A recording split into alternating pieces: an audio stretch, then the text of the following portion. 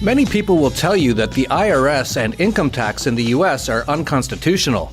That's totally true, but the Constitution is also a scam to enslave people while telling them they are free.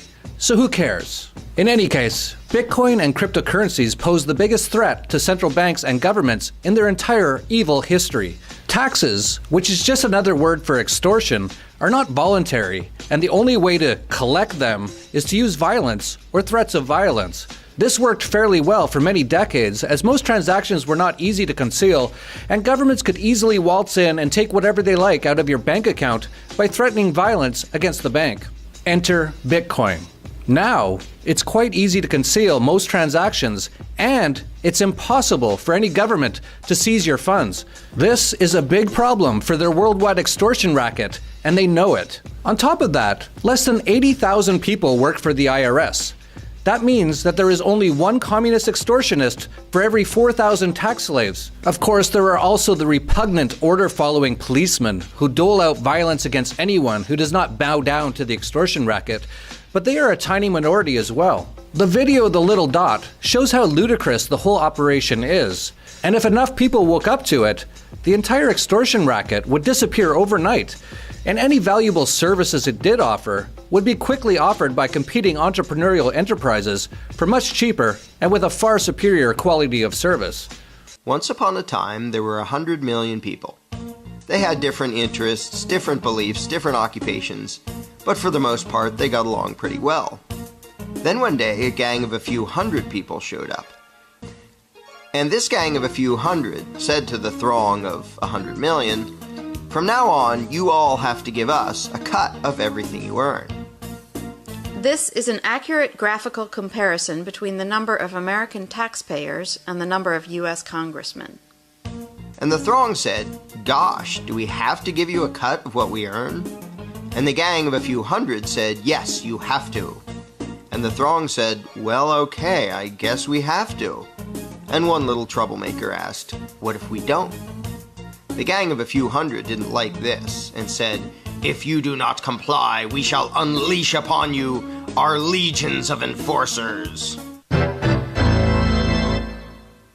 And the throng cried, "Oh no, please don't. We will comply, we will pay." This is an accurate graphical comparison between the number of American taxpayers and the total number of IRS employees. Time went by and the gang of a few hundred said, "Now we want more of what you earn." And this kept happening over and over again, until eventually some of the throng were paying almost half of what they earned to the gang. Whenever the gang demanded more, the throng would say, "Golly, we're already having a tough time. Do we really need to give you even more?" And the gang always said, "Yes, you must, or we shall unleash our legion of enforcers." We're powerless against them. We'd better just do as we're told. What power could this throng possibly have compared to this gang of a few hundred and their enforcers? What chance would this thing have against this thing? How could these 100 million people ever hope to successfully resist the awesome power of this tiny little dot? Though you're not allowed to actually keep your own money, you're allowed to decide which little dot will steal half of what you earn. So that really means that you're in charge and that you're agreeing to give us your money. In fact, we, the dot, are serving you when we take your money and spend it on things you don't like. And so you should thank us and treat us with great respect and honor for having robbed you on your behalf for your own good in order to serve you by doing things you don't want us to do."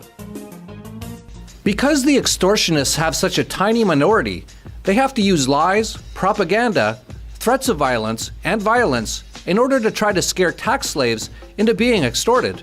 We saw that again today when the IRS announced that, under threat of violence, Coinbase had submitted to giving the extortion racket information on 14,000 of its accounts.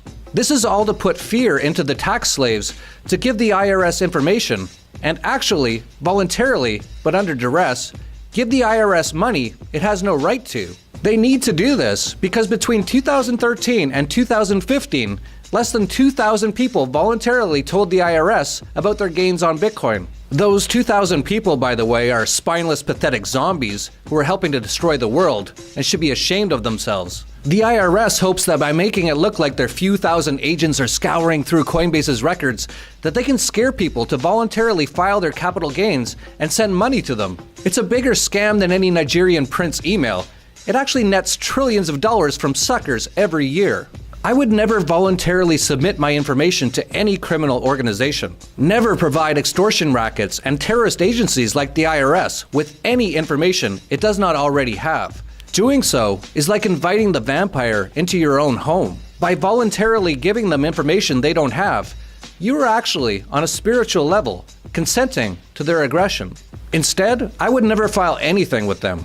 If by chance you are one of a few people who gets targeted, and they do look through some transaction records and can show that you bought Bitcoin at lower levels and want to force you to pay them, here's what I would do. Transfer that Bitcoin from one account to another account, and then tell them you lost your Bitcoin due to theft. And then tell them you'd like to file a capital loss for the year. And then tell them to fuck off and get a real job. In a world where Antifa riots in the city streets, cops rage out of control, and the leader of the free world is a fat-ass casino owner, one event stands alone to make anarchy great again. I actually love humanity. That is why I'm an anarchist. Backwards in the building like we the ceiling, we illin'. No matter who find it appealing, I'm here and I got a feeling that we'll be dealing a lot of pain with a penicillin get drilled in your head. That we are monsters and yeah, we come from the slums and for months we've been pumped, but for once I am now comfortable. I want to grow, I want some more success, and I want to know that greatness can't be rushed, can't be lost, so face the bus. Feel free to hate on us, we lace them up. Dudes, we done paid them up. Keep snakes away from us and safe from us, you might wanna be. Remember when clowns used to make fun of me and now they wanna be me. See me and they run at me, I'm gonna be the greatest, yeah I wanna be, but I am not the one to be the fakest for the sake of being played. I'm here, like I never left, said to hell. Nah, cause I can't just fail, so just prepare your ears, it'll get for real. Okay, from here, we will never take the sale, it's grind time. My mind and my thoughts, my highs and my faults, my wins and my loss. When will I fall off?